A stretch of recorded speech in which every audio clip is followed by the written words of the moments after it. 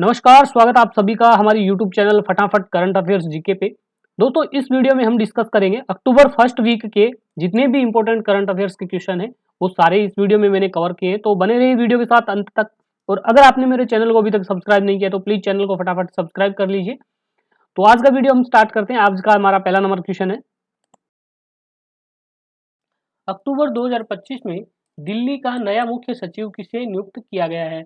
तो दिल्ली के नए मुख्य सचिव के रूप में अभी नियुक्त किए गए हैं राजीव वर्मा को। तो ऑप्शन नंबर 2 है वो यहाँ पे राइट होगा, राजीव वर्मा। राजीव वर्मा है, इससे पहले चंडीगढ़ के मुख्य सचिव थे और अभी उनको दिल्ली के मुख्य सचिव के रूप में नियुक्त किया है। और राजीव वर्मा जी है, ये किनका स्थान लेंगे? वो लेंगे धर्मेंद्र सिंह का, जो 30 सितंबर 2025 को सेवानिवृत्त हो रहे हैं। नेक्स्ट क्वेश्चन है, हाल ही में इंटरनेशनल एमी अवार्ड 2025 में भारत की ओर से बेस्ट एक्टर श्रेणी में किसे नामांकित किया गया है? तो इंटरनेशनल एमी अवार्ड 2025 में भारत की ओर से दलजीत दोसांझ को नामांकित किया गया है। तो ऑप्शन नंबर 3 है वो यहाँ पे राइट होगा, दलजीत दोसांझ।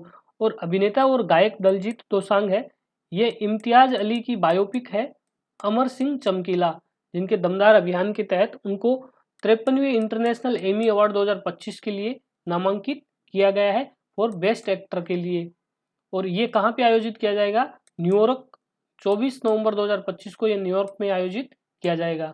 नेक्स्ट क्वेश्चन है, आईएसएसएफ जूनियर वर्ल्ड कप 2025 का आयोजन कहाँ पे किया जा रहा है? तो आईएसएसएफ जूनियर वर्ल्ड कप है, इसका आयोजन किया जा रहा है नई दिल्ली में। तो ऑप्शन नंबर 2 है वो यहाँ पे राइट होगा, नई दिल्ली। और इस बार इसका ये 11वां संस्करण है, आईएसएसएफ जूनियर वर्ल्ड कप का 11वां संस्करण आयोजित किया जा रहा है। कहाँ पे? डॉक्टर करनी सिंह शूटिंग रेंज, नई दिल्ली में। और ये प्रतियोगिता है 2 अक्टूबर 2025 तक चलेगी। और इसमें टोटल प्रतिभागी देश की बात करें तो 19 देशों के खिलाड़ियों ने इसमें भाग लिया है। कुल 208 खिलाड़ी इस प्रतियोगिता में शामिल हुए हैं। और भारतीय दल की हम बात करें तो 69 सदस्य इस टीम में शामिल है। और ये ऐसा पहली बार हो रहा है जब भारत है वो इस प्रतियोगिता की मेजबानी कर रहा है। नेक्स्ट क्वेश्चन है, कौन से देश की विदेश सचिव ओम पेमा चांडेल हाल ही में भारत यात्रा पर आई है? तो ये भूटान की विदेश सचिव है जिन्होंने भारत की यात्रा की है। तो ऑप्शन नंबर 3 यहाँ पे राइट होगा, भूटान। भूटान की विदेश सचिव ओम पेमा चांडेल ने भारत की 2 दिवसीय आधिकारिक दौरा किया है। द्विपक्षीय वार्ता की अगर हम बात करें तो दोनों देशों ने विस्तृत सहयोग क्षेत्रों में समीक्षा की है। 1020 मेगावाट पुनातसंगछू सेकंड जल विद्युत परियोजना का उद्घाटन स्वागतमय योग्य माना गया है।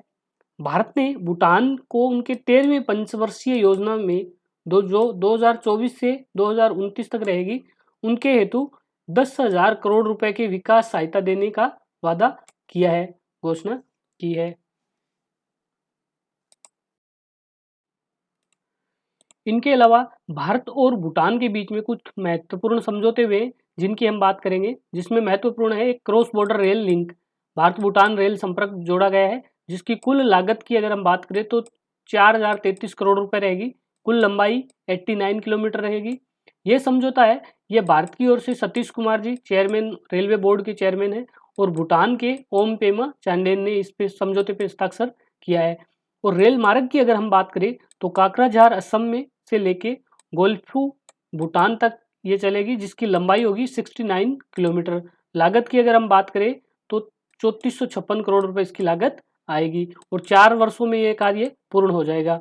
दूसरी जो रेल लाइन है वो है बनारहाट, पश्चिम बंगाल से समतट से भूटान तक ट्रेन चलेगी, जिसकी लंबाई रहेगी 20 किलोमीटर।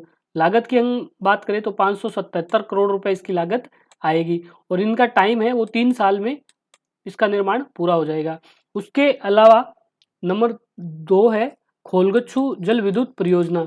ये परियोजना है भारत और भूटान के बीच हुआ है, जिसमें भूटान के KHPL और भारत के PFC पावर फाइनेंस कॉरपोरेशन के बीच समझौता हुआ है, जिसकी ऋण राशि टोटल ज्ञात करें तो 4,829 करोड़ रुपए है। ठीक है। और परियोजना में 600 मेगावाट खोलगच्छू जल विद्युत परियोजना भूटान की रहेगी और राजधानी है भूटान की थिम्पू और मुद्रा है भूटानी न्यूट्रम। नेक्स्ट क्वेश्चन है, हाल ही में बीएसआई के पहले माइक्रोलॉजिस्ट निर्देशक के रूप में किसे नियुक्त किया गया है? तो बीएसआई ने अपने पहले माइक्रोलॉजिस्ट निर्देशक के रूप में नियुक्त किया है डॉक्टर कनद दास को। तो ऑप्शन नंबर 3 यहाँ पे राइट होगा, डॉक्टर कनद दास। और डॉक्टर कनद दास है ये बीएसआई के पहले माइक्रोलॉजिस्ट निर्देशक है। बोटनिकल सर्वे ऑफ इंडिया के 13वें निर्देशक के रूप में नियुक्त हुए और नियुक्ति कब की गई थी इनकी? 25 सितंबर 2025 को। नेक्स्ट क्वेश्चन है, हाल ही में चिल्ड्रन इन इंडिया 2025 रिपोर्ट किस मंत्रालय ने जारी की है? तो चिल्ड्रन इन इंडिया रिपोर्ट है ये 2025 की जारी की है सांख्यिकी एवं कार्यक्रम क्रियान्वयन मंत्रालय के द्वारा। तो ऑप्शन नंबर 1 यहाँ पे राइट होगा, सांख्यिकी एवं कार्यक्रम क्रियान्वयन मंत्रालय। और ये conference of central and state statistical organisation Chandigarh में इसका एक सम्मेलन हुआ था, 29वां सम्मेलन, इसमें यह रिपोर्ट जारी की गई है।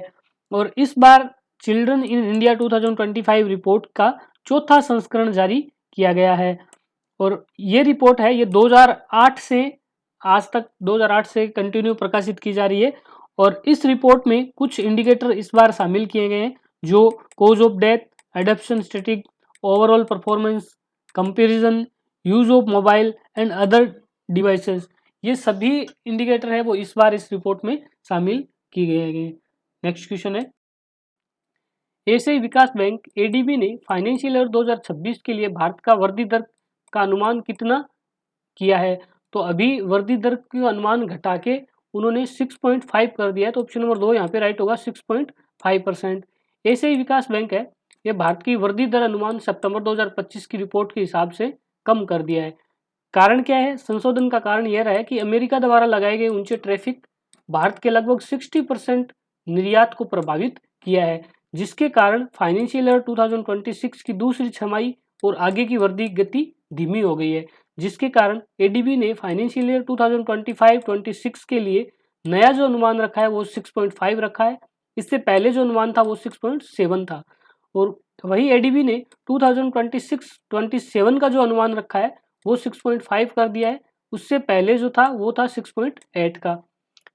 अगर बात करें हम एडीबी की, तो एडीबी का मुख्यालय है मनीला, फिलीपींस में। स्थापना हुई थी 19 दिसंबर 1966 को। सदस्य देश की अगर बात करें तो 68 सदस्य देश एडीबी के हैं। एडीबी के 11वें बोर्ड अध्यक्ष है मसातो कांडा, जो फरवरी 2025 में अब तक है। नेक्स्ट क्वेश्चन है, डॉक्टर आर आर्थन जेम्स को तमिलनाडु साइंटिस्ट अवार्ड 2022 से नवाजा है। ये किस क्षेत्र में योगदान के लिए दिया गया है? तो वो दिया गया है पर्यावरण विज्ञान के क्षेत्र में। तो ऑप्शन नंबर 2 यहाँ पे राइट होगा, पर्यावरण विज्ञान। डॉक्टर आर आर्थर जेम्स को तमसा अवार्ड 2022 से नवाजा गया है। ये अध्यापक व प्रधानाध्यापक समुद्री विज्ञान विभाग, भारतदासन विश्वविद्यालय BDU में कार्यरत है। ठीक है, और ये पुरस्कार है ये तमिलनाडु साइंटिस्ट अवार्ड पर्यावरण विज्ञान श्रेणी में दिया जाता है। और इसकी जो संपादिता संस्था है वो है Tamil Nadu state council for science and technology, इसके द्वारा ये पुरस्कार दिया जाता है। और ये राज्य के वैज्ञानिकों दिए जाने वाला सर्वोच्च सम्मान में से एक है, सर्वोच्च सम्मान है ये। ठीक है, कहाँ पे दिया गया था? ये दिया गया था tribal development resource centre Udhamandalam Tamil Nadu में। इसकी पुरस्कार राशि है 50,000 प्लस प्रशस्ति पत्र। और पुरस्कार प्रदान किसने किया था? वो किया था गोबी चोइयान, उच्च शिक्षा मंत्री है वहाँ के। और MP स्वामीनाथन तमिलनाडु विकास, सूचना और संपर्क मंत्री है। नेक्स्ट क्वेश्चन है, ग्लोबल टूरिज्म अवार्ड 2025 किस राज्य के पर्यटन विभाग को दिया गया है? तो ग्लोबल टूरिज्म अवार्ड है ये आंध्र प्रदेश पर्यटन विभाग को मिला है। तो ऑप्शन नंबर 3 है वो यहाँ पे राइट होगा, आंध्र प्रदेश। और ये सम्मान समारोह कहाँ पे आयोजित किया गया था? तो ये किया गया था नई दिल्ली में। तो ये जगह भी आप याद रखिए, नई दिल्ली में इसका आयोजन किया गया था। और पुरस्कार ग्रहण किसने किया था? आंध्र प्रदेश पर्यटन विभाग के सलाहकार निशिता गोयल ने यह सम्मान ग्रहण किया था। और आंध्र प्रदेश के अगर प्रमुख पर्यटन स्थल की अगर हम बात करें तो आध्यात्मिक पर्यटन स्थल में से है तिरुपति, श्रीशैलम, अमरावती। धरोहर पर्यटन की अगर बात करें तो लिपाक्षी मंदिर है, उड़ावली गुफाएं हैं, बौद्ध स्थल है जो अमरावती में है। और सागरीय पर्यटन की अगर हम बात करें तो विशाखापट्टनम है, भूमिपत्तनम है, काकीनाडा है। ठीक है। और इको और एडवेंचर पर्यटन की अगर बात करें तो अराकू वैली, लंबासिंगी और पापी कोडालू है। नेक्स्ट क्वेश्चन है, गजरक्षक ऐप है, ये किस प्रकार के संघर्ष से निपटने के लिए विकसित किया गया है? तो गजरक्षक ऐप है, ये मानव और हाथी संघर्ष को निपटने के लिए बनाया गया है। तो ऑप्शन नंबर 2 है वो यहाँ पे राइट होगा, मानव हाथी संघर्ष। ठीक है। और ये ऐप है कहाँ पे लॉन्च किया गया है? तो ये किया गया है मध्य प्रदेश के बांधवगढ़ टाइगर रिजर्व में इसको लॉन्च किया गया है। और ये विश्व बाघ दिवस के उपलक्ष्य में भोपाल में लॉन्च किया गया है।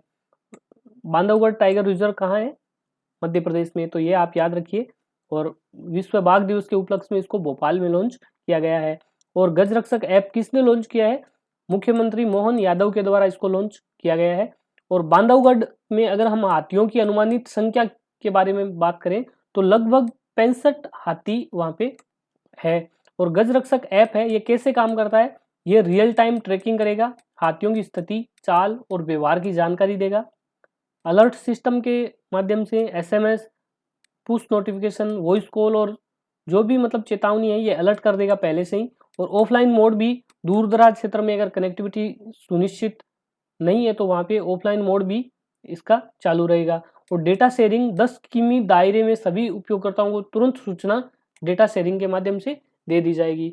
नेक्स्ट क्वेश्चन है, हाल ही में निर्णय समर्थन प्रणाली डिसीजन सपोर्ट सिस्टम डीएसएस की शुरुआत किसने की है? तो डीएसएस की शुरुआत की है बीएसएफ के द्वारा, तो बॉर्डर सिक्योरिटी फोर्स के द्वारा इसकी शुरुआत की गई है। तो ऑप्शन नंबर 1 है यहाँ पे राइट होगा, बीएसएफ।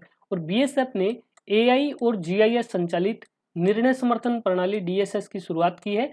और इसके शुभारंभकर्ता कौन थे?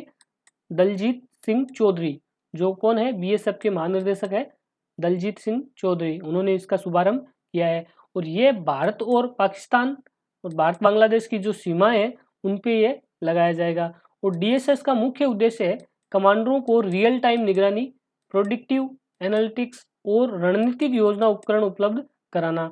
और डीएसएस डायनेमिक ऑपरेशन मैप है, ये तैयार करता है। नेक्स्ट क्वेश्चन है, हाल ही में किसे college of defence management CDM Secunderabad के कमांडर नियुक्त किया है? तो college of defence management CDM Secunderabad बने हैं मेजर जनरल जी श्रीनिवास। तो ऑप्शन नंबर 2 यहाँ पे राइट होगा, मेजर जनरल जी श्रीनिवास। इनको नया पद दिया गया है command college of defence management CDM Secunderabad का। पदभार ग्रहण किया था अक्टूबर 2025 में। और इससे पहले उन्होंने किसका स्थान लिया है? लेफ्टिनेंट जनरल हर्ष छिब्बर का, जो अब नए director general for information system बने हैं। ठीक है। सिकंदराबाद तेलंगाना में है, स्थापना हुई थी इसकी 1970 में। और इसकी भूमिका की अगर हम बात करें, कॉलेज ऑफ डिफेंस मैनेजमेंट की भूमिका की बात करें तो उत्तरी सेवा, थल सेना, नौसेना, वायुसेना के अधिकारियों को रक्षा प्रबंध और नेतृत्व की ट्रेनिंग दी जाती है। नेक्स्ट क्वेश्चन है,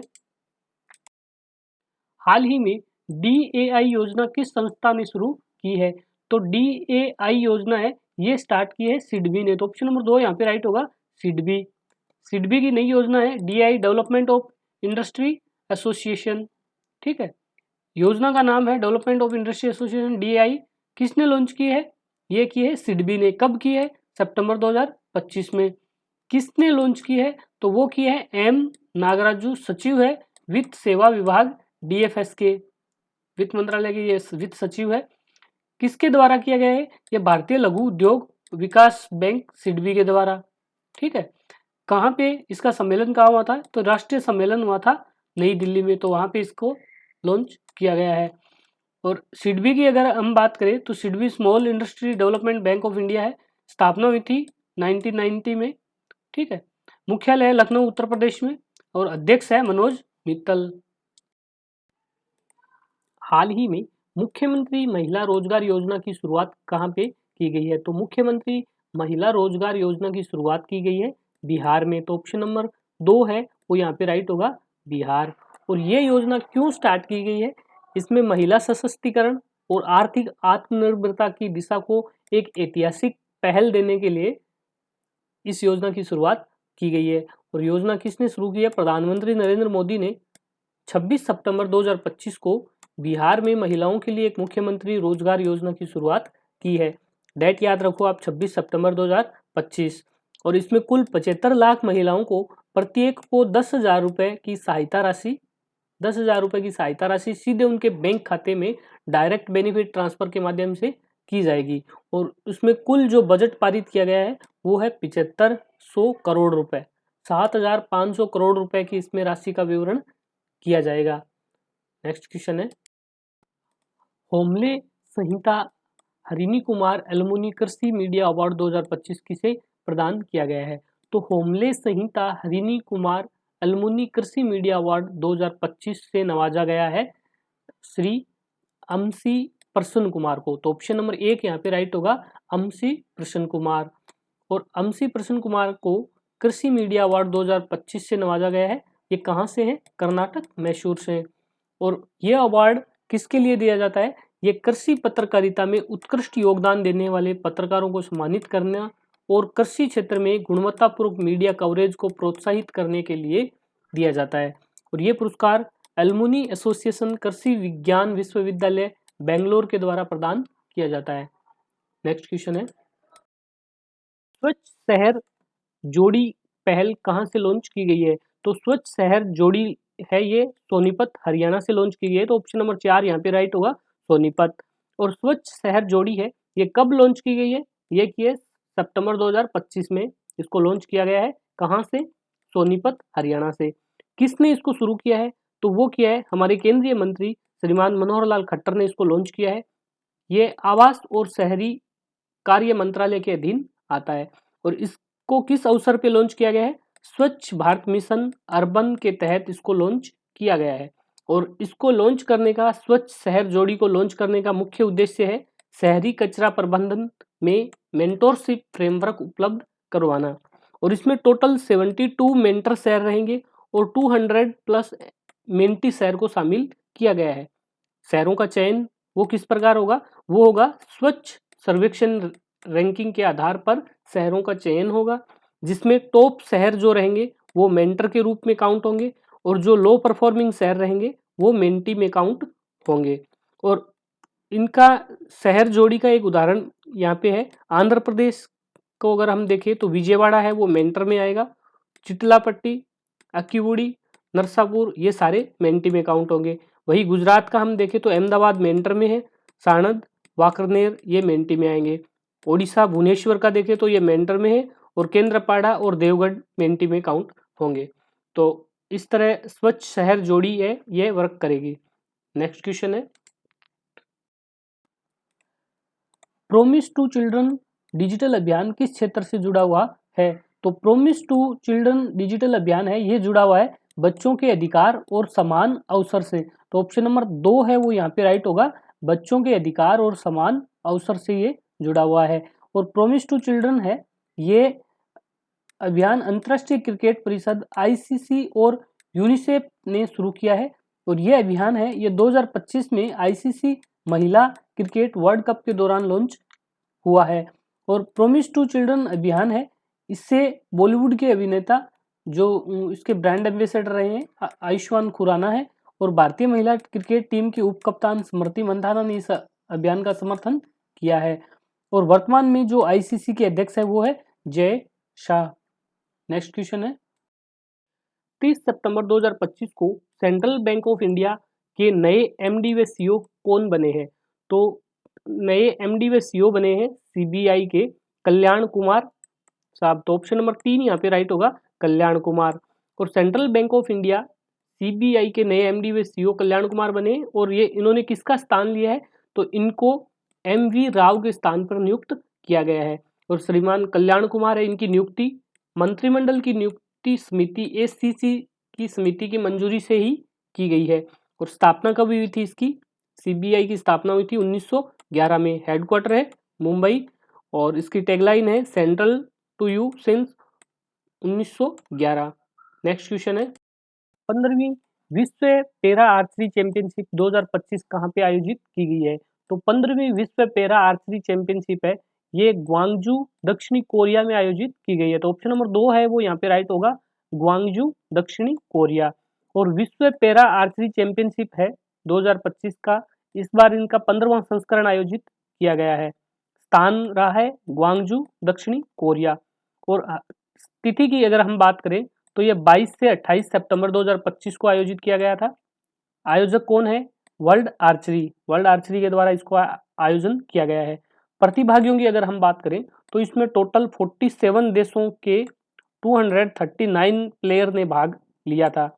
47 देशों के 239 खिलाड़ियों ने भाग लिया है और भारत ने इस गेम में टोटल कुल 5 पदक जीते हैं, जिसमें 2 स्वर्ण, 2 रजत और 1 कांस्य।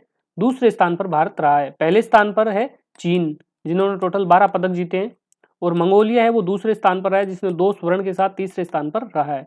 भारत की बेटी है शीतल देवी, जिन्होंने बिना हाथों को पहली महिला विश्व चैंपियनशिप बनी है। ठीक है, और इसके अध्यक्ष है, वर्ल्ड आर्चरी के जो अध्यक्ष है वो गुर एदरन तुर्की से है। मुख्यालय है इसका लॉजोन स्विट्जरलैंड में, और इसकी स्थापना हुई थी 1931 में। नेक्स्ट क्वेश्चन है, आरबीआई ने सितंबर 2025 में 81 कैपिटल हेतु पीडीआई सीमा कितनी तय की है? तो आरबीआई ने पीडीआई सीमा है वो 1.5% आरडब्ल्यू रिस्क वेटेज एसेट्स रखी है। तो ऑप्शन नंबर 3 यहाँ पे राइट होगा, 1.5% आरडब्ल्यू पे। समाचार में ये क्यों है? क्योंकि बेसेल थर्ड कैपिटल रेगुलेशन ने 81 कैपिटल में पीडीआई सीमा बढ़ा दी है। ये किन पे लागू रहेगी? ये सभी अनुसूचित वाणिज्यिक बैंक, जो भी शेड्यूल कॉमर्शियल बैंक है, इन सब पे ये लागू रहेगी। ठीक है, small finance bank, payment bank और रीजनल रूरल बैंक को छोड़ के सब शेड्यूल कॉमर्शियल बैंक पे लागू रहेगी। प्रभावी कब से रहेगी? तो प्रभावी रहेगी 1 अक्टूबर 2025 से। 1 अक्टूबर 2025 से ये प्रभावी हो जाएगी। नई सीमा की अगर हम बात करें तो प्रीपेक्चुअल डेप्ट इंस्ट्रूमेंट, जो विदेशी मुद्रा या विदेशी बॉन्ड में जारी होता है, ठीक है, उन्होंने एडिशनल टायर 1 81 कैपिटल में अधिकतम 1.5% आरडब्ल्यूए तक शामिल किया जा सकता है। पहले क्या था? पहले आरबीआई ने 1.5% आरडब्ल्यू तक की सीमा रखी थी, लेकिन विदेशी बाजार में आधे से भी कम जुटाने में की अनुमति थी। 1.5% आरडब्ल्यूए की थी, बट आधे से कम जुटाने की अनुमति थी, जो अभी बढ़ा के 1.5% पूरी कर दी है। आरबीआई की हम बात करें तो गवर्नर है संजय मल्होत्रा, हेडक्वार्टर है नई मुंबई महाराष्ट्र, और स्थापना हुई थी 1 अप्रैल 1935 में। नेक्स्ट क्वेश्चन है, प्रयास इंटीग्रेटेड नेरो रिहेबिलिटेशन सेंटर कहाँ पे स्थापित किया गया है? तो ये स्थापित किया गया है गोवा में। तो ऑप्शन नंबर 3 है वो यहाँ पे राइट होगा, गोवा। और भारत का पहला एकीकृत न्यूरो पुनर्वास केंद्र है, इंटीग्रेटेड नेरो रिहेबिलिटेशन सेंटर है। इसको शुरू किसने किया है? हमारे केंद्रीय मंत्री प्रताप राव जाधव ने किया है। और किस मंत्रालय के अधीन आता है ये? आयुष मंत्रालय के अधीन आएगा। और कहाँ पे स्थापित किया है? अखिल भारतीय आयुर्वेद संस्थान AIIA गोवा में इसकी स्थापना की गई है। किस अवसर पे? 10वें आयुर्वेद दिवस के उद्घाटन समारोह में इसको लॉन्च किया गया है। और केंद्र की मुख्य विशेषता की अगर हम बात करें तो इसमें फोकस पे रहेगी कि बच्चों में तंत्रिका तंत्र संबंधी न्यूरोलॉजी और विकास संबंधी जो समस्याएं हैं उसका उपचार किया जाएगा। महत्व की अगर हम बात करें तो यह देश का पहला बहुविशेषज्ञ केंद्र है, जहां पे आयुर्वेदिक, फिजियोथेरेपी, योग, स्पीच थेरेपी, ऑक्यूप्रेशर थेरेपी और आधुनिक बाल रोग जैसी समस्याओं का समाधान किया जाएगा।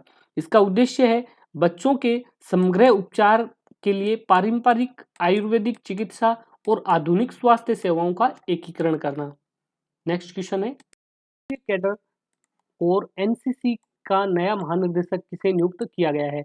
तो राष्ट्रीय कैडेट कोर एनसीसी का नया महानिदेशक नियुक्त हुआ है, वो है लेफ्टिनेंट जनरल वीरेंद्र वत्स। तो ऑप्शन नंबर 1 यहाँ पे राइट होगा, लेफ्टिनेंट जनरल वीरेंद्र वत्स। और इन्होंने राष्ट्रीय कैडेट कोर का नया महानिदेशक नियुक्त किया गया है। उन्होंने 1 अक्टूबर 2025 को अपने पद का भार संभाला है। और किसके स्थान पर नियुक्त हुए हैं? वो है लेफ्टिनेंट जनरल गुरबी पाल सिंह के स्थान पर इनको अपॉइंट किया गया है। बात करें राष्ट्रीय कैडेट कोर एनसीसी की, तो एनसीसी का हेडक्वार्टर है नई दिल्ली में। ठीक है, इसकी स्थापना हुई थी 16 जुलाई 1948। एनसीसी एक्ट के अकॉर्डिंग इसकी स्थापना की गई थी। किसके अधीन आता है? यह रक्षा मंत्रालय के अधीन आता है। नेक्स्ट क्वेश्चन है, 28वीं एशियाई टेबल टेनिस चैंपियनशिप का ब्रांड एम्बेसडर किसे नियुक्त किया गया है। तो 28वीं एशियाई टेबल टेनिस चैंपियनशिप का ब्रांड एम्बेसडर नियुक्त हुए शरद कमल। तो ऑप्शन नंबर 2 यहाँ पे राइट होगा, शरद कमल। और एशियाई टेबल टेनिस चैंपियनशिप है, इसका इस बार 28वां संस्करण आयोजित किया जा रहा है। कहाँ पे हो रहा है? ये भुवनेश्वर में आयोजित किया जा रहा है, भुवनेश्वर में आयोजित होगा। और इसके ब्रांड एम्बेसडर बने हैं ए शरद कमल, जिनका जन्म हुआ था 12 जुलाई 1982। कहाँ पे हुआ था? चेन्नई, तमिलनाडु में। और ये भारत के प्रमुख टेबल टेनिस खिलाड़ियों में से एक है, शरद कुमार। ठीक है। इस टूर्नामेंट की अवधि है वो 11 से 15 अक्टूबर 2025 तक रहेगी, 11 से 15 अक्टूबर। और ये नियुक्ति उड़ीसा के लिए विशेष प्रतीकात्मक और प्रेरणादायक है, क्योंकि राज्य में पहली बार इस प्रतियोगिता की मेजबानी कर रहा है। उड़ीसा में पहली बार एशिया टेबल टेनिस चैंपियनशिप का आयोजन किया जा रहा है। नेक्स्ट क्वेश्चन है, 30 सितंबर 2025 को union bank of India UBI के एमडी व सीईओ के रूप में किसे नियुक्त किया गया है?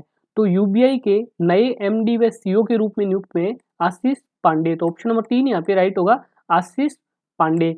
और यूनियन बैंक ऑफ इंडिया के नए प्रबंध निर्देशक एवं मुख्य कार्यकारी अधिकारी आशीष पांडे को किसके स्थान पर नियुक्त किया गया है? एम मणिमेकलई के स्थान पर इनको नियुक्त किया गया है। ठीक है, जिनका कार्यकाल जून 2025 में समाप्त हो गया था। और आशीष पांडे है, इनका कुल कार्यकाल रहेगा 3 साल का, 3 वर्ष इनका कार्यकाल रहेगा।